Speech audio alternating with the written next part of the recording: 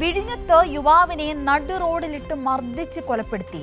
സുമനാണ് മരിച്ചത്. സഹോദരങ്ങളായ അച്ചു, അനന്തു എന്നിവരാണ് മർദ്ദിച്ചത്. ബാറിനുള്ളിലെ തർക്കമാണ് നടു റോഡിൽ മർദ്ദനത്തിൽ എത്തിച്ചത്. ഇതിന്റെ വിശദാംശങ്ങളുമായി നൗഫൽ കൂടി നമ്മളോടൊപ്പം ചേരുകയാണ്. നൗഫൽ, വളരെയധികം ഞെട്ടിക്കുന്ന ദൃശ്യങ്ങൾ ഉൾപ്പെടെയാണ് ഈ ഒരു വാർത്ത നമ്മളിലേക്ക് എത്തിയത്. എപ്പോഴായിരുന്നു ഈ സംഭവം ഉണ്ടായത്?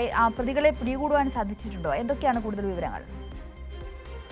സിന്ദൂരി, ഇന്നലെ രാത്രിയോടുകൂടിയാണ് ഈ നടുക്കുന്ന ഒരു സംഭവം ഉണ്ടായത്. തിരുവനന്തപുരം വിഴിഞ്ഞത്ത് മുക്കോലയിൽ ഒരു ബാറിലായിരുന്നു ഈ സംഘർഷം. ഈ പറഞ്ഞതുപോലെ തന്നെ പ്രതികളായിട്ടുള്ള അച്ചു, അനന്തു എന്നിവർ ബാറിനുള്ളിൽ ഒരാളുമായി സംഘർഷം, ഷെരീഫ് എന്ന് പറയുന്ന ഒരാളുമായി ഒരു സംഘർഷമുണ്ടാകുന്നു. അവിടേക്കാണ് ഈ കൊല്ലപ്പെട്ട സുമൻ എന്ന് പറയുന്ന വ്യക്തി. അതിനിടയിൽ ഒരു പ്രശ്നപരിഹാരം എന്ന നിലയിലാണ് ഈ സുമൻ ഇടപെട്ട് വരുന്നത്.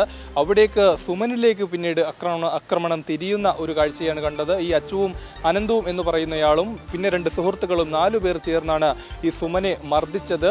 മർദ്ദനത്തിൻ്റെ ഏറ്റവും ആഘാതമായ ബാറിനകത്ത് തന്നെ കടുത്ത സംഘർഷമുണ്ടാകുന്നു. അവിടെ നിന്ന് സ്വയരക്ഷാർത്ഥമാണ് സുമൻ പുറത്തേക്ക് ഇറങ്ങി ഓടുന്നത്. വിഴിഞ്ഞ മുക്കോലയിലാണ് ഈ ബാറ്. അവിടെയാണ് സുമൻ പുറത്തേക്ക് ഇറങ്ങി ഓടുന്നത്. ആ പുറത്തേക്ക് ഇറങ്ങി ഓടുമ്പോൾ അവിടെയിട്ടാണ് നമ്മൾ ഈ ദൃശ്യങ്ങൾ വ്യക്തമായി കാണാം. അവിടെയിട്ട് ക്രൂരമായ രീതിയിൽ ചവിട്ടി ശ്വാസം മുട്ടിച്ച്, ആദ്യം ശ്വാസം മുട്ടിക്കുന്നു, പിന്നാലെ നിരന്തരമായി ചവിട്ടുന്നു. അത്തരത്തിൽ മൃഗീയമായ രീതിയിൽ തന്നെയാണ് കൊലപ്പെടുത്തുന്നത്. ഇത്തരത്തിൽ സുമനുമായി മുമ്പ് ഈ പ്രതികൾക്ക് എന്തെങ്കിലും തരത്തിലുള്ള വൈരാഗ്യമുണ്ടോ എന്ന് കൂടി പോലീസ് പരിശോധിക്കുന്നുണ്ട്. നിലവിലേതായാലും ഈ അച്ചു, അനന്തും അവർ സഹോദരങ്ങളാണ്.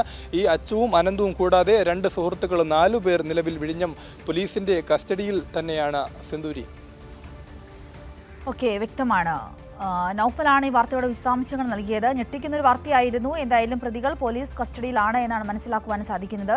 ഇതുമായി ബന്ധപ്പെട്ടുള്ള കൂടുതൽ വിവരങ്ങൾ വരും സമയങ്ങളിൽ നമ്മളിലേക്ക് എത്തുമെന്നാണ് തന്നെയാണ് നമ്മൾ പ്രതീക്ഷിക്കുന്നത്.